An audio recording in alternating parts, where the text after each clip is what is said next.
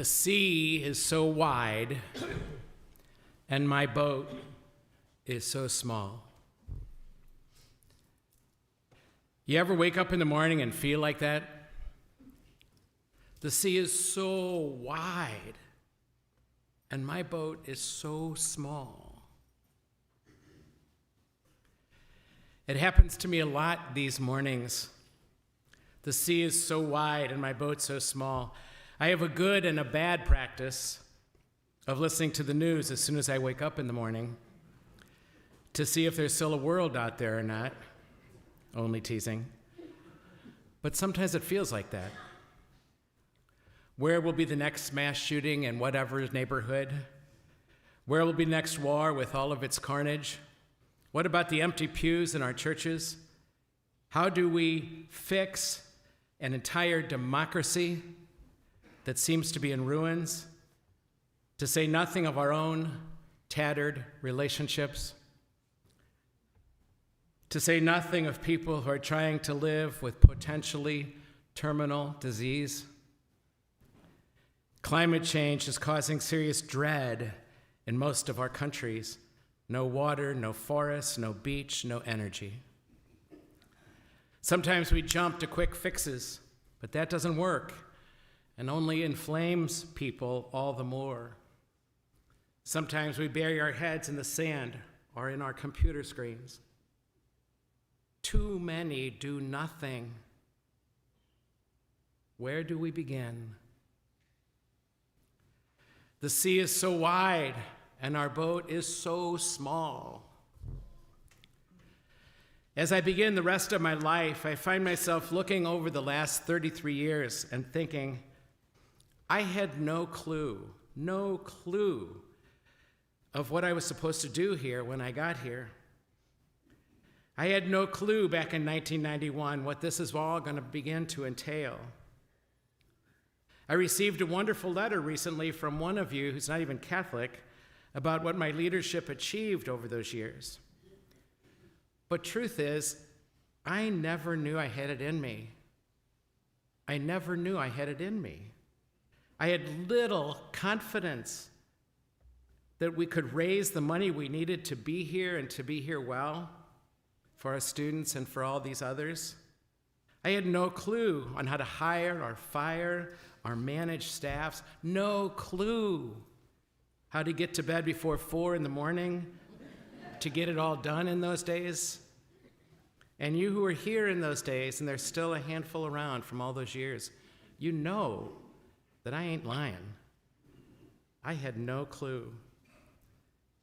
In many ways, I was given an unusual portion of self-confidence when it came to relating to people.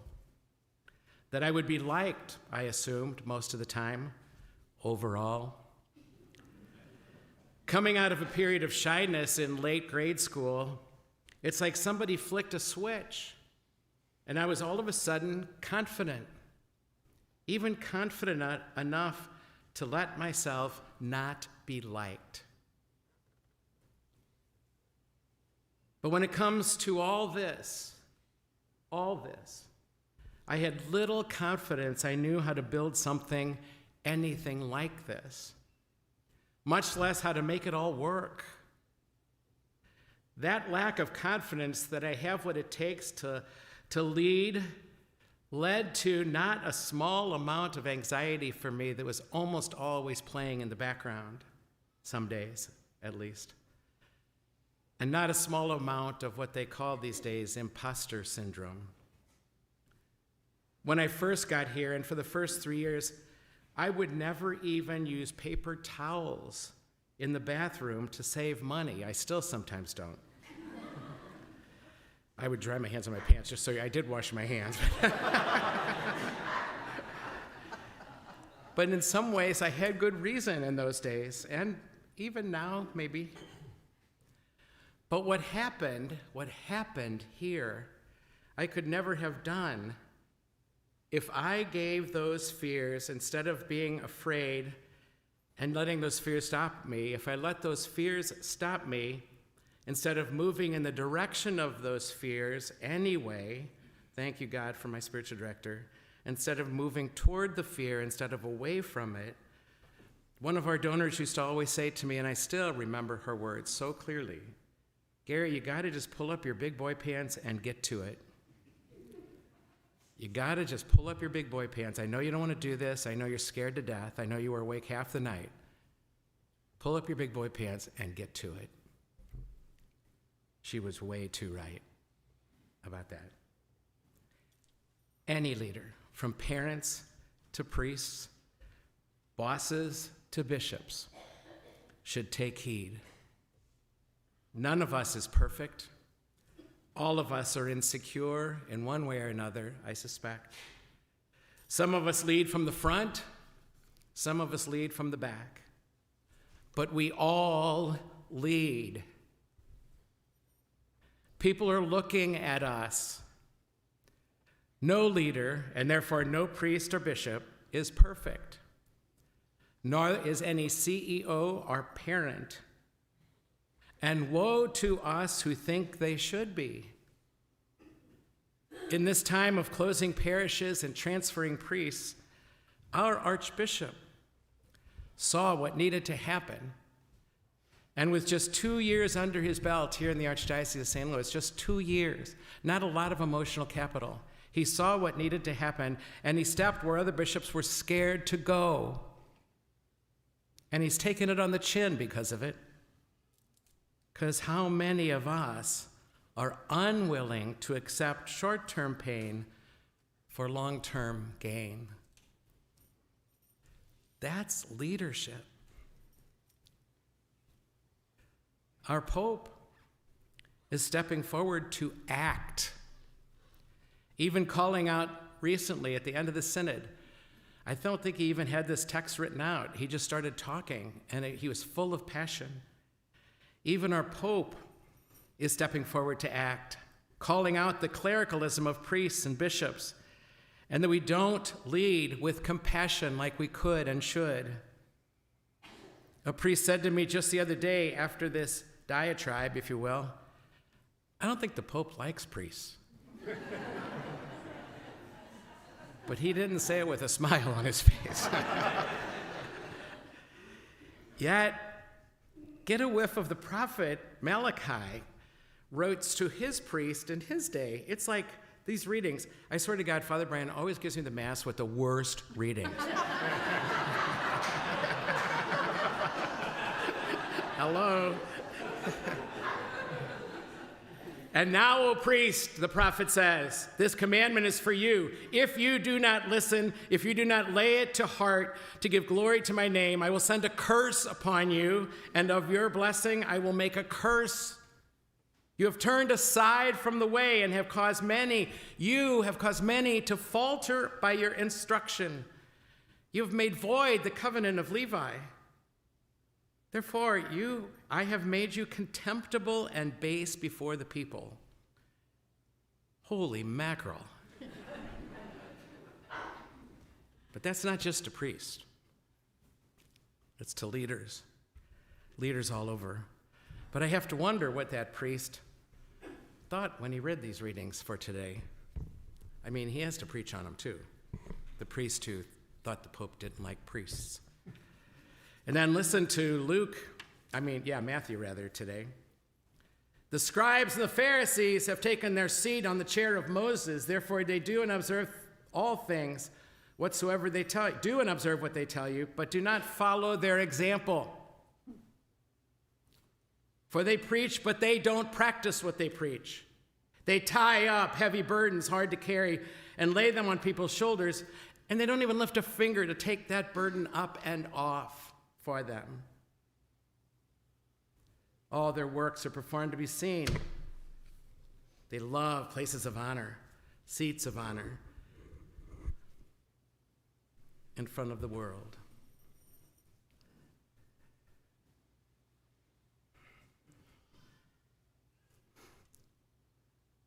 Often before graduation, I ask students who have had a chance to get to know me a bit how I could be a better man and a better priest for the students who will follow him or her.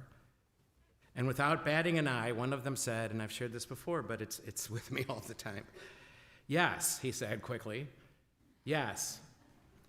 Use your blinker when you change lanes.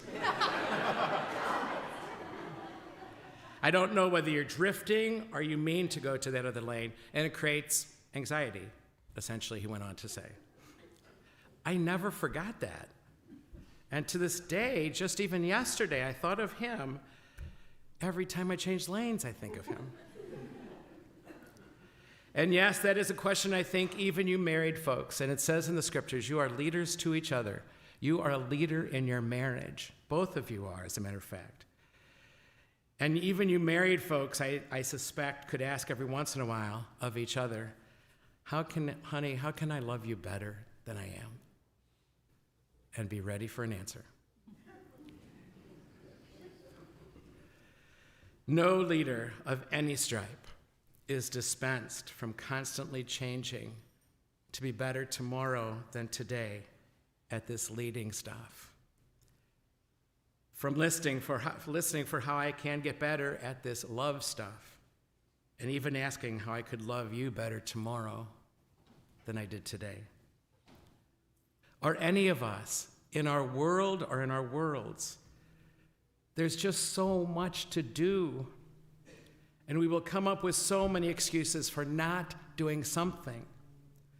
But what matters is that we act and we act decisively, and then we step out in the midst of all those fears about getting involved and putting our neck on the line, step out from all those fears and act, and not be bothered by our insecurities, which are mostly all temptations to not act. But rather, in the midst of those insecurities, in the midst of those temptations that fear brings to us, to say to myself, screw all that fear stuff, screw all that insecurity. It's not going to have the last word in my life. I'm going to try my best to do the next right thing, even if I'm not sure what it is. I'm going to try my best to do the next loving thing, even if I have no clue where to get the strength to do it. Wherever it leads. No counting the cost. Indeed, the sea is so wide, and our boat is so small. There are so many fronts people are fighting on right now. Human beings are getting hurt all the time, and terribly hurt. Our churches are emptying out across the board. And it's time for us, you and I, to pull up our big boy and our big girl pants and get to it. We got it in us. We got it in us to do this. With all of our saints cheering us on. I can't tell you how many saints of the CSC I have turned to over the years for strength. Like Monsignor Glenn, just walking in this morning, Christmas was on my mind, but just walking past the First Newman Center to Mass today, I said, Monsignor Glenn, please pray for us for the challenge of the day. Cardinal Newman, after whom this whole movement is based, his passion was putting together the intellectual life of a person with the intellectual life of our faith and prove that they're not enemies at all, but mates. I think so often of a woman named Mary Alice Jennings. I think of my mom, who believed in me even when I did not believe in myself. You have your saints, too, in your families and in your churches. Many of their names are written right here in this book by you. They will help you do it. They will help you do it. To do the right thing, the next right thing, and step out if you invite them to, if you invite them in. Yes, the seas are so wide, and our boats are so small. But we got it in us to do this. You got it in you to do this.